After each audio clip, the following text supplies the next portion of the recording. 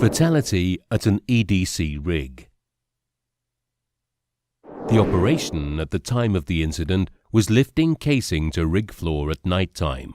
The operation involved 2 ADs. One of the ADs, the injured person, was slinging casing at ground level, hooked to stationary crane to lift pipe from ground level to catwalk. The other AD, sling the casing on the catwalk and hook to auxiliary winch to drag and lift to the rig floor. The second AD slings.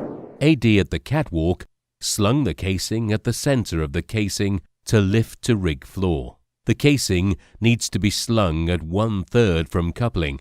He then moves to the ladder. He must move to the safe zone at the end of the catwalk in clear view of the winch operator to give him the go-ahead signal. The auxiliary winch was operated by the electrician. He was not authorized to participate in casing running operation.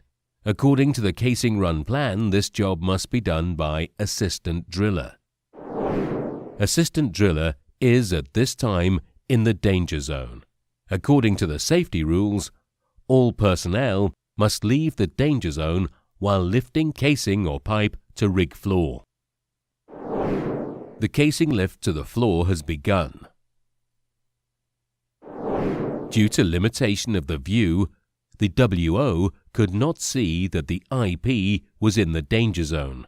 No crew member implemented stop work authority according to company policy and did not tell IP to move to the safe zone. According to company stop work policy, any employee has the right to stop unsafe act or condition.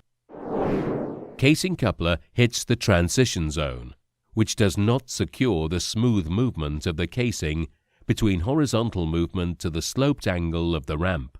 Slinging the casing in the center violated the procedure and allowed the coupling end to hit the transition point. Casing should be slung at 1/3 of length of casing to elevate the coupling end when lifting. The casing jumped at the pin end about 40 centimeters and turned towards IP. IP, crouching, facing the rig to sling casing at ground level, not aware of the situation around him.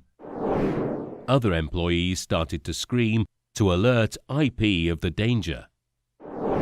IP was hit by end of the casing. Good practices. The unsafe zone, as per safety rules, is the distance equal to the length of the casing plus 1 meter from center of catwalk. Rigmaster holds a safety meeting before the start of the lifting operation.